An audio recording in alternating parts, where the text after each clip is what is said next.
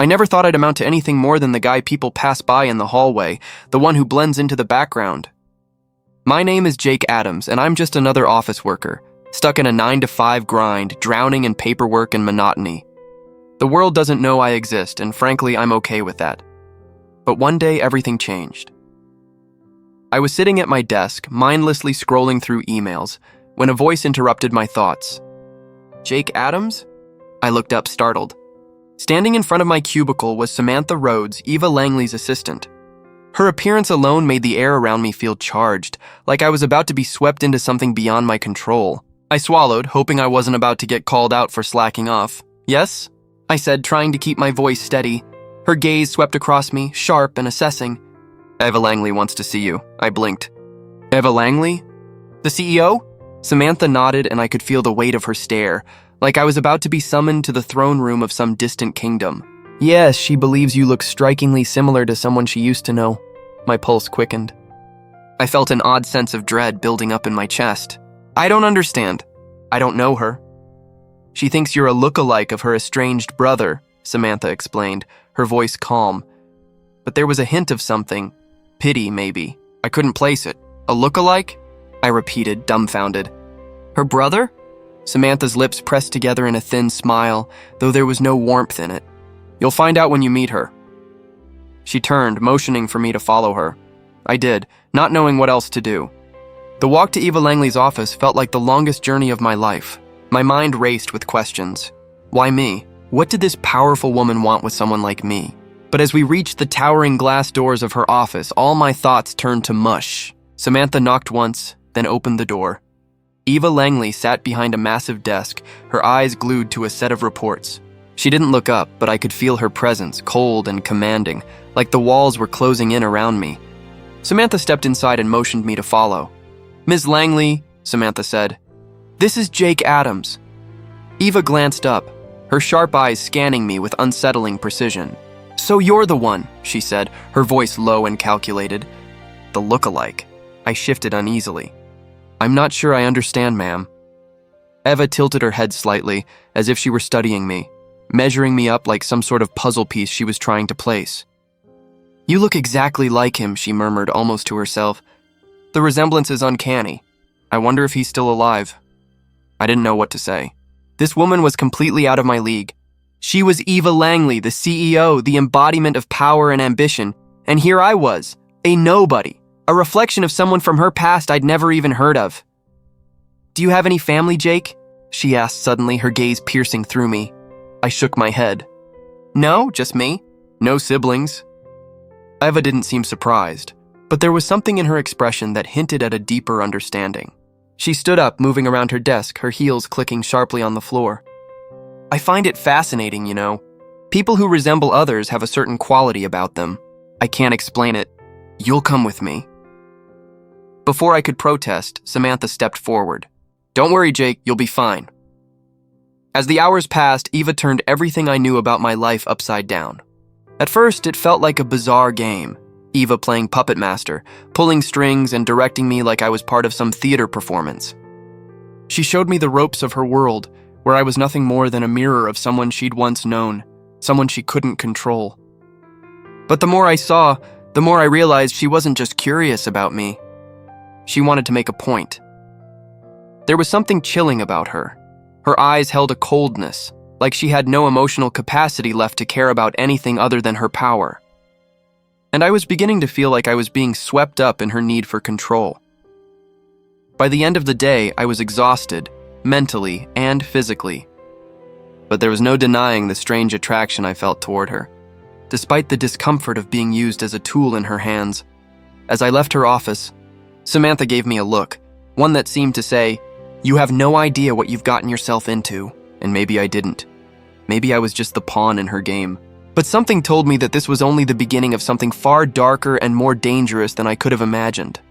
The night of the gala arrived, and I felt completely out of place. It was nothing like the usual office parties or casual get-togethers I'd attended. This was something else. Luxury, wealth, power in every corner. I wasn't just a guest.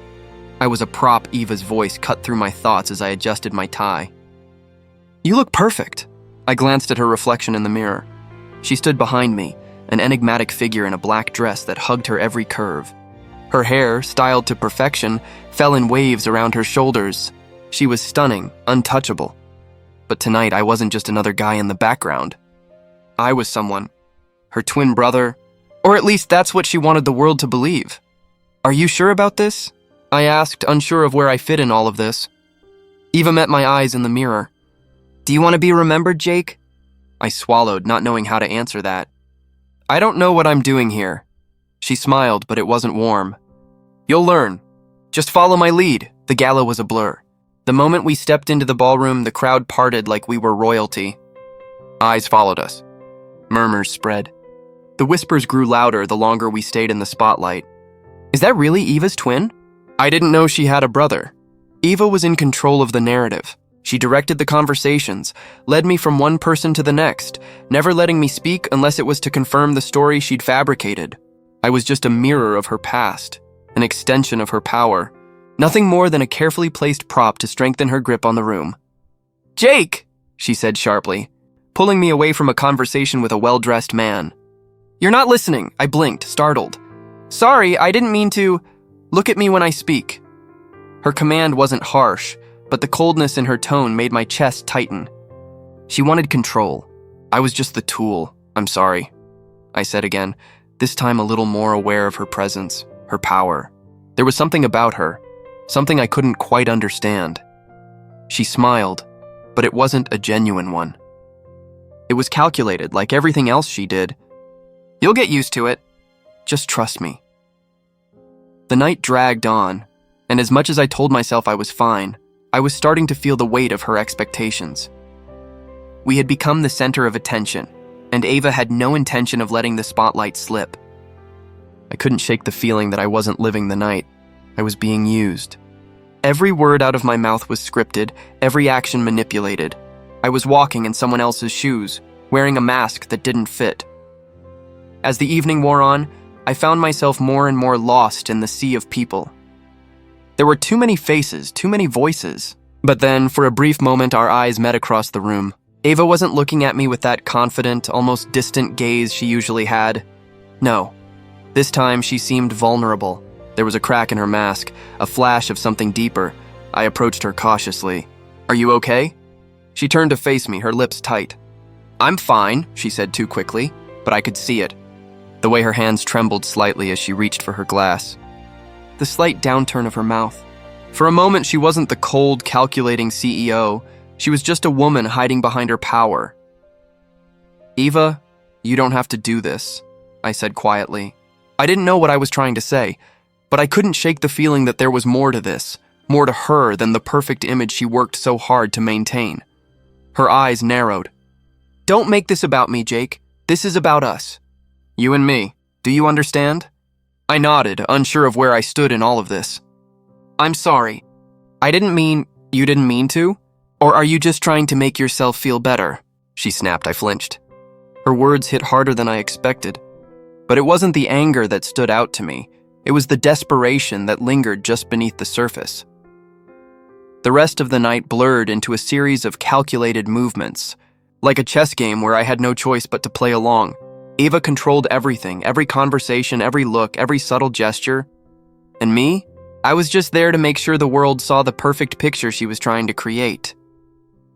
By the time the gala ended, I couldn't tell if I was more confused or intrigued by her. She had shown me a side of her I wasn't supposed to see, yet she pushed it away with one cold look. But something told me that wasn't the end of it. No, tonight had opened a door I didn't want to walk through. But I couldn't seem to stop myself from peeking inside. Eva Langley was a puzzle I was starting to desperately want to solve. I didn't know how I ended up at Eva's mansion, but somehow I was standing at the front door, trying to look confident while my heart pounded. "Are you sure about this?" I asked, glancing at Samantha. She gave me that same professional smile that didn't reach her eyes. "Relax, just follow her lead. You'll be fine." I nodded, even though I didn't feel fine. The moment I stepped inside, I was struck by the size of the place. It wasn't just a mansion. It was a fortress of power and perfection. Everything gleamed, every detail curated. And at the center of it all was Eva, standing like she owned not just this house, but the world. "Jake," she said, her voice smooth, commanding. "Come with me." I followed her through the halls, feeling like a shadow, an accessory to her presence. "This is incredible," I muttered. She didn't answer. She just led me to a room filled with files, laptops, and a wall of monitors. "This will be your workspace," she said. "You'll help me manage the media narratives." "You're going to be my personal assistant, Jake." I froze. "My personal assistant?" "Yes," she replied, eyes locking onto mine. "You're the perfect lookalike. People will assume you're connected to me, loyal to me. You'll help me control what they think, what they see." I swallowed hard. "And if I don't do it?" She tilted her head, almost amused. "Then you won't last here. You've already seen how ruthless the world can be." The first few days were a blur. I was learning the rules, absorbing how she worked, how she manipulated every interaction. She would pull me into meetings, tell me what to say to journalists, who to smile at, who to ignore. Every move I made was under her watchful eye. "Jake," she snapped one afternoon, "when you speak to reporters, don't just parrot facts. Show loyalty. Convince them we're unified. Understand?" "Yes, Eva," I said, trying not to let the frustration show. She leaned closer, her gaze sharp. "Good. Remember, I control everything here. You exist in my world because I allow it." I nodded, but inside a knot of resentment was forming. I had everything, luxury, influence, status, but at what cost? My life felt like it wasn't mine. Over dinner that night, she asked, "Do you like it here, Jake? The mansion, the attention, the power?" I hesitated. "It's overwhelming." "But yes, it's impressive." She studied me for a moment. "It should impress you. You're part of it now. You're inside my world. But remember, Jake, being here isn't a gift. It's a responsibility." Her words sent a shiver down my spine. Responsibility or control? I wasn't sure anymore. "I understand," I said carefully, keeping my tone neutral. She smiled briefly, a flicker of something softer, but it disappeared quickly. "Good, you'll get used to it." Weeks passed. I became more enmeshed in her life than I expected. Every day I worked under her direction, following her instructions, anticipating her needs. I arranged interviews, briefed journalists, and kept track of her schedule. She was meticulous, demanding perfection, and I felt trapped by the golden cage she had built around me. One evening, I found myself alone in her study. I muttered under my breath, "What am I doing here?" Samantha entered quietly. "You okay, Jake?" "I don't know," I admitted. "It feels like I'm living someone else's life," she nodded. "You are, but it's temporary, right?" "I don't know anymore," I said, staring at the floor. "It's like I'm supposed to enjoy this privilege, but it's suffocating. And I can't escape it." Eva appeared then, leaning against the doorway. "Feeling trapped, Jake?" I looked up, caught off guard. I just... She cut me off, voice soft but firm. "This is the cost of being part of my world. You wanted to be here. Now you're learning what it means." "I didn't realize it would be like this," I said, frustration spilling over. "Most people don't," she replied, stepping closer. "That's why they fail. You, however," she paused, eyes gleaming, "you're learning fast." I wanted to tell her I hated feeling like a puppet, that I wanted my life back. But I didn't. I couldn't. Not yet. She smiled faintly, a predator's smile. "Remember, Jake, I'm not cruel. I just demand what's mine." And at that moment, I realized I wasn't just her lookalike. I was her possession. Her golden cage had no key, and the more I tried to reason with it, the tighter it felt around me. I thought I was getting used to Eva's world, her rules, her manipulations, the cold perfection of everything she did. But the deeper I got, the more I began to see just how much she controlled. It wasn't just her business dealings. It was every relationship she had. Every conversation was calculated. Every smile was measured. No one got close to her unless she allowed it. One evening, as I sat with her in the quiet of her office, I noticed something unsettling. She was on the phone, her back to me, speaking in that calm, controlled tone she always used. But I couldn't help but overhear snippets of her conversation. "You know how I feel about him," she said, her voice cold, even sharper than usual. "I'll never forgive him. Not after what he did." I leaned forward, curiosity prickling at me. "Who are you talking about?" Eva turned slowly, her eyes narrowing slightly. "It's none of your business, but I wasn't going to let it go." "You don't sound like you've forgiven him." Her gaze flickered with something, anger maybe, or resentment. "I don't plan to." She paused, her expression hardening. "He doesn't deserve my forgiveness. Not after everything. I felt a chill creep over me. Who is he, Eva? She stood, her sharp heels clicking against the polished floor as she walked toward the window, looking out at the city. My twin brother. I felt the weight of her words settle in my chest.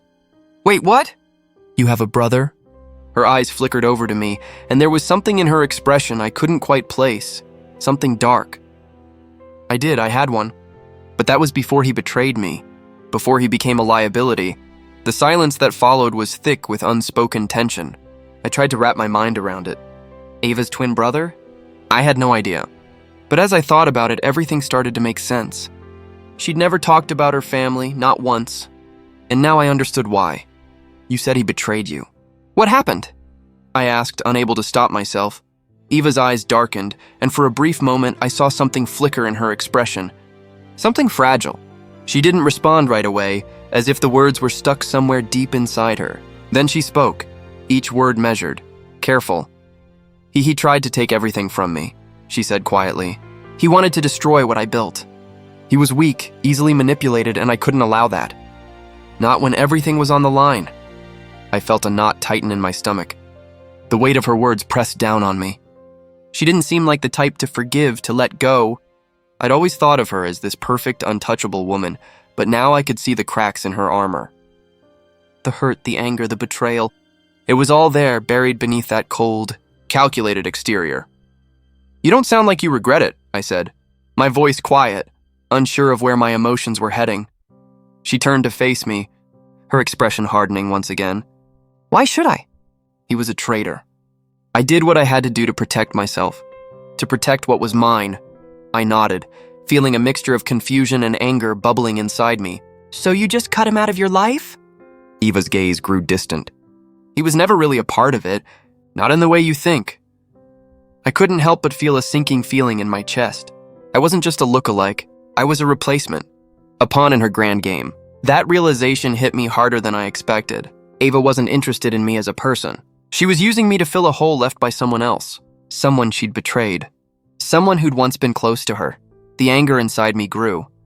I was just another tool, another person she could control. I thought I was here because she saw something in me, some kind of connection. But I was wrong. You think I'm just a replacement, don't you? I said, the words slipping out before I could stop them. Eva's eyes flashed with surprise, but she quickly masked it with her usual cold demeanor. Don't be ridiculous, but the words felt true. I wasn't special to her. I wasn't a person. I was just a mirror, a reflection of the past she couldn't control. The more I thought about it, the more I realized how much I hated the role I was playing in her life. I didn't want to be a replacement.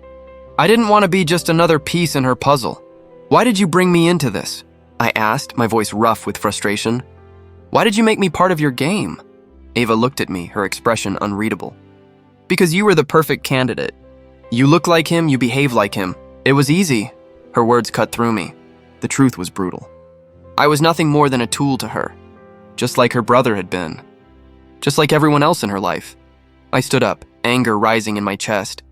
I'm not your replacement, Eva, and I'm not your pawn. I'm done being part of this game you're playing. She didn't say anything at first. She just watched me, her expression cold, distant. And for the first time, I saw the cracks in her carefully constructed world. She wasn't just a woman of ambition. She was a woman of pain, someone who had been hurt so deeply she couldn't let go, couldn't trust anyone. Not even me. I turned to leave, the weight of her betrayal heavy on my shoulders. This was the point of no return.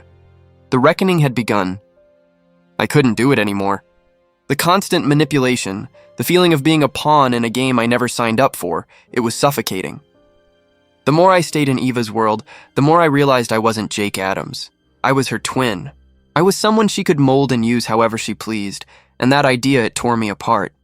So, I decided it was time to confront her. I walked into her office without knocking, pushing the door open with a force that surprised even me. She looked up from her desk, her eyes narrowing slightly as she took me in. Jake, she said, her voice smooth, but there was an edge to it. What's this about? Don't play games with me, Eva, I said, my voice sharper than I expected. I'm not your twin. I'm not your puppet. Eva's lips tightened into a thin line, but she didn't say anything at first. I could see the flicker of surprise in her eyes. What do you mean? I mean this whole thing, I spat, my frustration pouring out. You've been using me, lying to people, turning me into something I'm not. You think I don't see it? That I don't know I'm just here to replace someone you can't control? Her eyes flickered, and for the first time I saw something vulnerable in them. A brief moment of guilt. It was so fleeting that I wondered if I'd imagined it, but I saw it. I saw her mask crack, but just as quickly as it appeared, it was gone.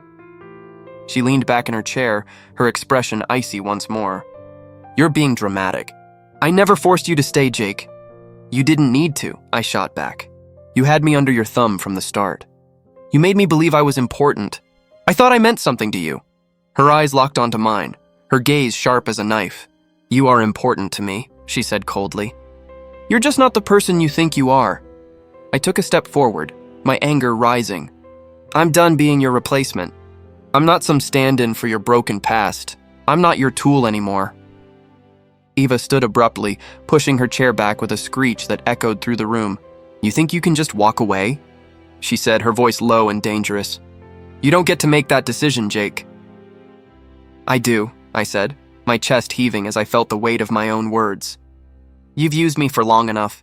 I'm not your puppet, Eva. I'm not your second choice. I'm done. The words left me with a strange sense of clarity, like a burden had been lifted. But as I looked at her, I saw the shift. The anger in her eyes was gone, replaced by something more cold, more calculating. You think you can leave this easily? Eva's voice was steady, but there was a dangerous edge to it. She took a step closer, her presence overpowering. You think you can just walk away from me and not face the consequences? I stood my ground. I'm not afraid of you anymore. For a moment, there was silence. I thought maybe she'd back down, but then, just as I'd feared, her lips curled into a smile, sharp and cruel. You've made a mistake, Jake. Before I could react, she moved with a speed I didn't expect, pulling her phone from the desk and dialing something with a few swift taps. Samantha, make sure Jake's position is terminated effective immediately, she said, her tone calm but final. I felt my blood run cold. You're firing me? Her eyes didn't leave mine. I don't need people who think they can defy me. If you think you can leave with your dignity intact, think again. My heart raced. I was trapped. I'd walked in here expecting to reclaim some part of my life, but now I had nothing. I couldn't even look at her without feeling betrayed. Everything I had, everything I thought I meant to her had been a lie. I didn't know what to say. The room felt suffocating as I stood there, her eyes locked on me, daring me to make a move. So this is it? I asked, my voice faltering despite myself. You're going to destroy everything just because I wanted to be free? She shrugged, unbothered. I don't destroy things, Jake. I rearrange them. You'll figure that out soon enough. The words hit harder than anything she'd said before. I stood there frozen as the weight of her power pressed down on me. I wasn't just losing a job. I was losing my sense of self. She'd pulled me into her world, and now she was taking everything from me. I hate you, I whispered, the words tasting like ash in my mouth. She tilted her head slightly, her expression unreadable. You'll thank me later. I turned, leaving her office without another word. My hands were shaking. My mind was spinning. I had no idea what came next, but I knew one thing for sure. I wasn't the same person who walked into this building just a few months ago. And neither was she. As I walked down the hallway, I felt the sting of betrayal burning through me. But I also felt something else, freedom. I was no longer her puppet. I had nothing left till I walked out of Eva's office with nothing. No job, no dignity, no idea where to go next. It was like everything I'd worked for had vanished into thin air, erased by her cold, calculated decision. She made sure of it. You think you can leave? She'd asked, the words still echoing in my mind. You'll regret it, but I didn't regret it. Not really. It hurt. God, it hurt like nothing else. But there was a strange sense of clarity now. I wasn't trapped in her world anymore. I wasn't her pawn.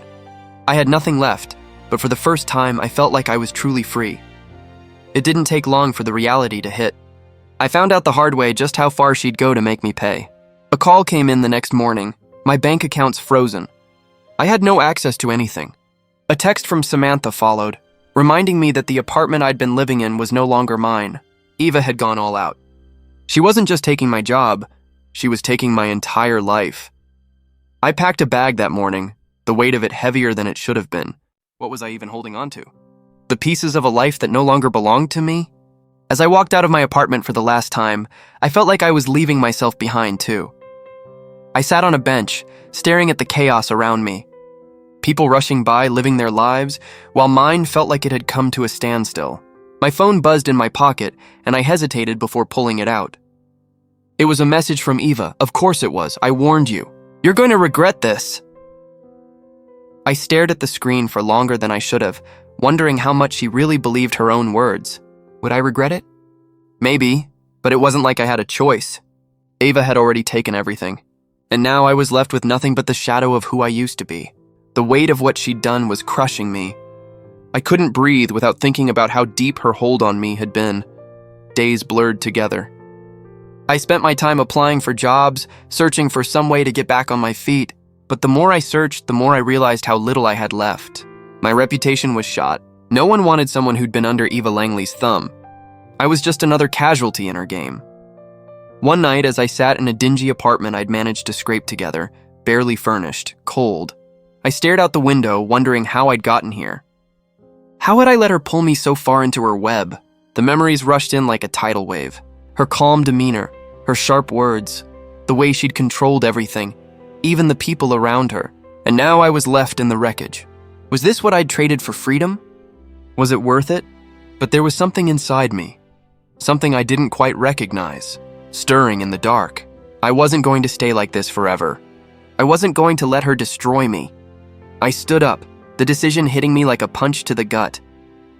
I wasn't just going to rebuild, I was going to rise from this. Eva's influence had twisted me into someone I didn't want to be, but that didn't mean I had to stay that way. I had the chance now, the freedom to become someone new, someone stronger. It wasn't easy. I spent the next few weeks pushing myself harder than I ever thought possible. I took odd jobs, things I never would have considered before. Each day was a struggle, but it felt like a fight worth winning. There were moments when I wanted to quit, when I wondered if I'd ever escape her shadow, but I couldn't stop. I wouldn't stop, and slowly I began to see it. The man I was becoming. Someone independent. Someone with a future. One day, I ran into an old colleague from the office. He looked at me like I was a ghost, but I didn't care. "Jake, I thought you were well, you know, still with Eva," he said, his voice trailing off. "Not anymore," I replied, standing taller than I ever had before. "I'm done with all of that." He nodded slowly like he understood. He didn't say much more, but it didn't matter. I wasn't the same person who had walked into Eva's life months ago. I was someone else now. Someone who could stand on his own without the need for her approval. Without the need for anyone's approval. And as I stood there watching him walk away, I realized something. Eva had taken everything from me, but she hadn't won. I wasn't broken. I wasn't finished. I was still here. I had something she couldn't control, my will. She couldn't take that. She never would lose. I wasn't her puppet anymore, but I wasn't free either. I could feel it every time I thought about Eva. Her control still lingered even from a distance. But I was done being her casualty. Done being the person she could just discard. I would show her just how much she'd underestimated me. I kept my plans quiet, careful. At first, it wasn't even about revenge. It was about regaining something I thought I'd lost, the power to shape my own life. I didn't need to shout to make a spectacle. No, I was more methodical than that. Every action I took was deliberate. Every move calculated. It all started small. One of her biggest projects, a high-stakes merger she had been pushing for months, was on the verge of failure. She'd trusted the wrong people, but I knew exactly how to get in. A subtle email, worded just right, planting doubt. A missed deadline that would leave the entire deal hanging. It wasn't obvious at first, but it was enough to slow her down. Enough to make her question her perfect world. The first time she noticed something was off, she called me. "Jake," she said, her voice smooth but clipped. "Do you know anything about this?" I stayed calm. "About what?" "The merger," she replied, her tone thick with frustration. "It's not moving forward the way it should be. There's someone, getting in the way." I could feel her eyes on me, even through the phone. She was looking for an excuse, a scapegoat. But I wasn't going to give her one. "I don't know, Eva. I'm just trying to get my own things together. Maybe you need to look at your team." "Right," she said. but I could hear the disbelief in her voice. "I'll figure it out." "Thanks, Jake." The power felt different now, not in her hands, but in mine. I wasn't the boy she could control anymore. I was the one pulling the strings. Days passed. Every time she made a move, I countered it. A small detail here, a missed connection there. Nothing that would outright destroy her, but enough to throw her off balance. It was like watching her empire slowly crumble piece by piece while she had no idea who was behind it. One evening, as I sat at my apartment, my phone buzzed again. It was from an old colleague who had once worked closely with Eva. "Jake, I don't know if you've heard, but Eva's been having some serious problems with the financials of the project. You wouldn't believe the mess she's in." I smiled. It was happening. Slowly, she was losing control, and I was the reason. By the time I heard her frustrations directly, it was clear she was rattled. She called me, voice tight. "Jake," she said, "I need you to meet me. Now." I didn't hesitate. "What's going on?" "I need you to fix this. You're the only one I trust with this, and I can't afford to lose this deal." "Are you sure I'm the right person?" I asked, my tone calm but loaded with intent. "I mean, you didn't exactly value my input when I worked for you." I heard her sigh, and for a split second, there was a crack in her voice. "Please just do it. You don't have to help me, but I know you're the only one who can make this work." I stayed silent for a moment, watching the way she tried to control the conversation. I could feel her slipping, and I wasn't going to make it easy for her. "I'll think about it," I said before hanging up. Eva's empire had always been built on the illusion of invincibility, on her ability to manipulate every piece of her world into place. But now, with each small sabotage I orchestrated, she was losing that grip. The cracks in her control were becoming more visible. I watched from the sidelines, never making a move that would expose me. I wasn't just tearing her down. I was teaching her a lesson she couldn't ignore. I wasn't the boy she could easily crush anymore. By the time the project collapsed entirely, Eva knew it wasn't just bad luck or poor timing. Someone had been behind it, someone who knew her better than she realized. Her fury was palpable. I could feel the heat of it from the last time she'd called, when she demanded answers from everyone but could never quite get the one she wanted. "What happened, Jake?" she asked in an email, her words clipped, demanding. "You've been involved in every step of this, and now it's falling apart." "What did you do?" I smiled as I read it. There it was, the moment I had been waiting for. The proof that she couldn't control everything. "I did nothing, Eva. You did this to yourself." But I didn't respond. I didn't need to. She knew, somewhere deep down, that this was her downfall. I was no longer the pawn. She was the one who was losing. Every time she tried to regain control, I kept pulling the rug out from under her. Every project she tried to launch, I planted the seeds of doubt. Every connection she tried to make, I made sure it fell apart. And all the while, she had no idea who was behind it. She had underestimated me. And now I was watching her empire crumble bit by bit. She couldn't control me anymore. I didn't expect it to happen this way. But when I saw her name flash across my phone, I knew this moment was coming. Eva Langley didn't give up easily. She never had. I answered the call. "What do you want, Eva?" Her voice was cold, but there was an underlying tension to it I hadn't heard before. "We need to talk, Jake, face to face." I could almost hear the desperation in her tone. The woman who had once controlled everything, who had made me her pawn, who had molded me into a mere reflection of someone else, was now asking for my help. The irony was suffocating. "I don't think there's anything left to talk about," I replied, my voice steady. I wasn't afraid anymore. Not of her. Not of her games. "Don't be ridiculous," she said, her words biting. "You know I can't let this go. You were mine. And you think you can just walk away from all of this? You'll ruin everything. You will ruin everything." Her anger wasn't a surprise, but I could hear something else now, something more human. Fear. She wasn't as untouchable as she once seemed. The empire she had built, the control she had wielded so ruthlessly, was slipping. She was losing everything, and she knew it. "I'm not afraid of you anymore, Eva. Not of your threats, not of your power." I could feel the anger in my chest, but it wasn't a rage that clouded my mind. It was a quiet, determined certainty. There was a long pause. Then her voice softened, almost pleading. "I can make this right, Jake. I can fix everything. I'll offer you a deal. Come back to me. Be part of my world again. We can build it all back together." I almost laughed. "You think you can just buy me back? After everything?" She didn't respond immediately.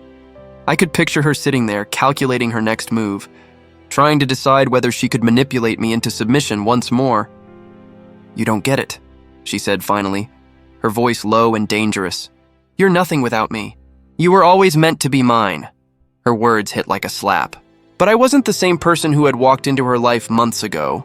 I had changed. I wasn't the boy who'd been desperate for her approval. I'm not your puppet anymore. Eva, I'm not going to let you control me again. There was a flicker of something in her voice.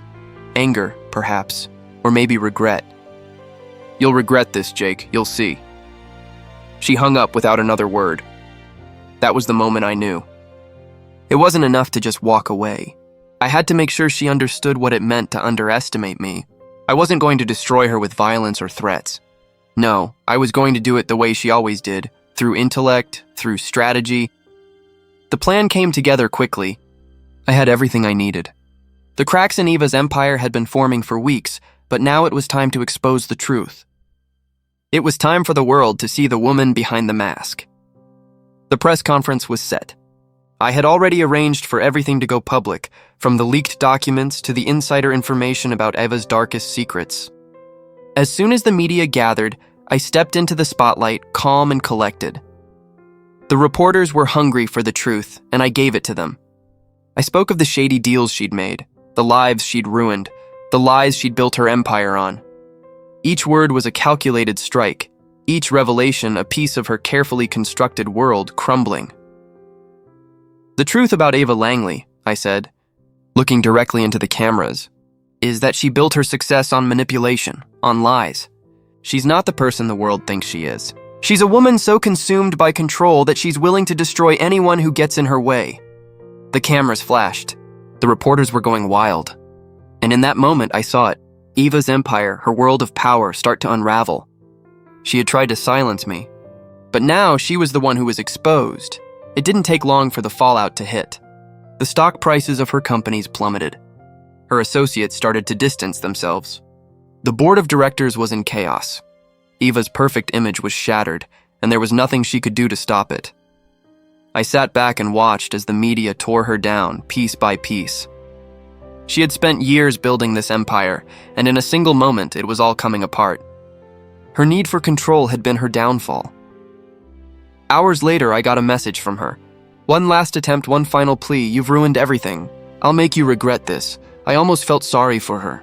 But then I remembered everything she had taken from me, the manipulation, the betrayal, the control. "I don't regret a thing," I typed back, hitting send, and I meant it. Eva's downfall wasn't just about revenge. It was about reclaiming my power, about taking back everything she had stolen from me. It was about proving that I was no longer the boy she could break, the boy she could control. In the end, I was free. And Eva? She was left with the wreckage of her empire, and the bitter realization that her obsession with control had cost her everything. I sat by the window, watching the city below. The bright lights, the noise, the constant movement. Everything felt so distant now. So far removed from the chaos I had just left behind. Eva's empire was in ruins. It had all fallen apart in a matter of weeks, and I wasn't even sure what to feel about it anymore. When it started, it felt like I was on a mission. A mission of revenge, of reclaiming my life, of showing her she couldn't control me. But now the victory felt hollow. The adrenaline had worn off, and all I was left with was a gnawing emptiness. I picked up my phone. There were countless messages, calls, notifications, people wanting to know how I did it, how I brought her down. I ignored them. I didn't need their validation.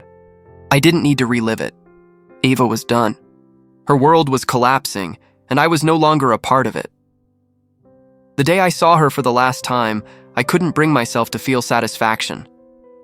She looked broken, her usual icy composure gone. It was like seeing her for the first time, not the powerful CEO who had towered over me, but a woman who had lost everything.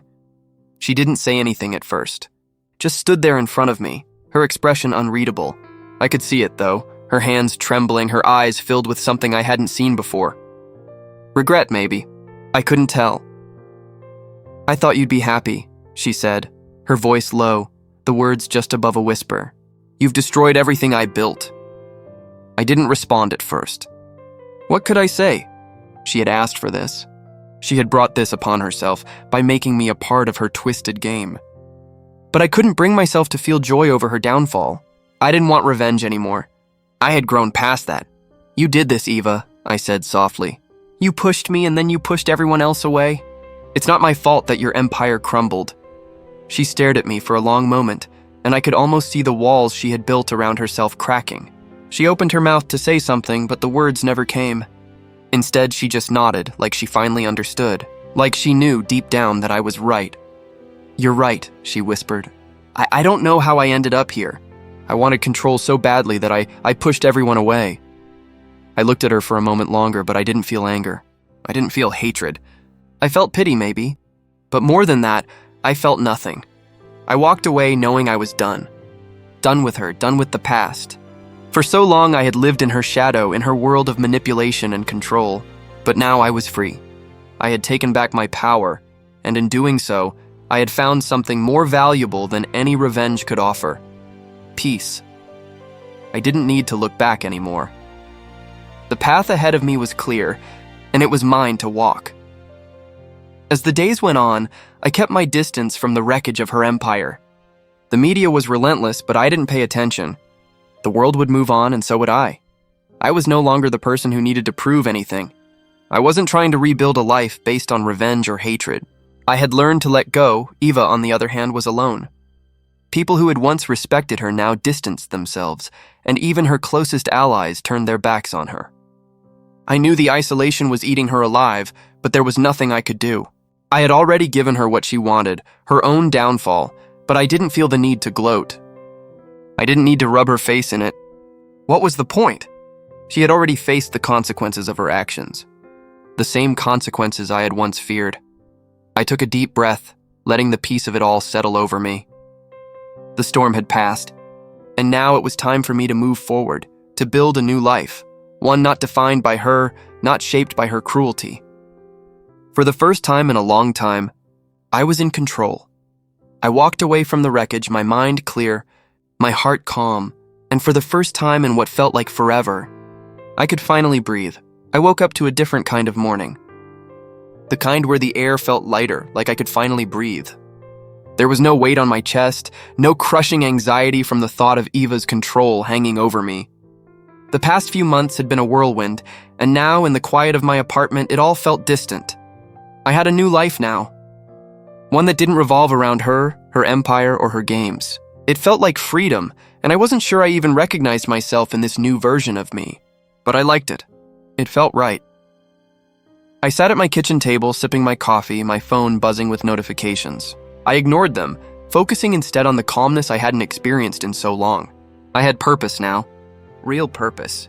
My days were mine to shape, and for the first time in years, I was doing something that felt meaningful. I wasn't just surviving anymore. I was living. A few days ago, someone reached out to me about a job offer. I didn't expect much, but it felt like a sign. I accepted it, even though it was different from anything I'd ever done. But that was the point. I didn't want to keep running in circles. I needed something new, something that belonged to me, not to the shadow of Eva's world. I glanced at my phone again, this time checking the messages. One from a former colleague popped up. "Jake, just heard the news about Eva. You okay?" I smiled, shaking my head. The people around me were still trying to figure out how I felt about the whole thing. What they didn't understand was that I was past it. I wasn't angry anymore, wasn't bitter. I didn't need revenge. I'd taken my power back in a way she could never have predicted. I typed back a quick response. "I'm fine. It's over. I've moved on." That was the truth. There was no need to dwell on her downfall anymore. Eva had made her choices, and she had paid for them. But it wasn't my problem anymore. I wasn't her pawn. I was me again, and that was all that mattered. Later that day, I stood outside the building where I would begin my new job. The nerves were there, of course, but they were different. This wasn't about proving myself to anyone, not to her or anyone else. This was about doing something I believed in, something that wasn't tied to the past. As I walked into the building, the weight I had carried for so long seemed to vanish. It was like a door had closed and another had opened. I was stepping into my future, my real future. The job was a challenge, but it felt like the right one. Every day I learned something new. I was meeting people who saw me for who I was, not who I had been. There were moments when I thought about everything I'd left behind, but they didn't sting anymore. I had my life. I had my freedom, and I wasn't going to waste it by holding on to the past. I saw Eva's name in the news again, but it didn't affect me the way it used to. Her fall was complete. Her empire was shattered, and her name was nothing more than a whisper in the wind now. I didn't feel sorry for her. I didn't feel anger. I didn't feel anything. I was moving forward, and she was no longer a part of my world. As the days passed, I found myself surrounded by people who cared about what I could bring to the table, not who I used to be. I made new friends, formed new connections, and for the first time in a long time, I felt like I was exactly where I was supposed to be. It wasn't a grand, dramatic transformation. There were no fireworks. But there was a quiet satisfaction in the way I could finally take control of my life, of my future. No more games. No more manipulation. Just me. And as I stood there looking out at the city that had once felt so cold and alien, I realized that I was no longer defined by anyone else's actions or choices. I had finally let go of the past, and it was liberating. I wasn't the same person I used to be. I wasn't the man who had been at Eva's mercy, desperate for her approval. I was someone else now, stronger, clearer, and ready to face whatever came next. I took a deep breath and walked into the next chapter of my life, knowing that whatever it was, I was finally in control.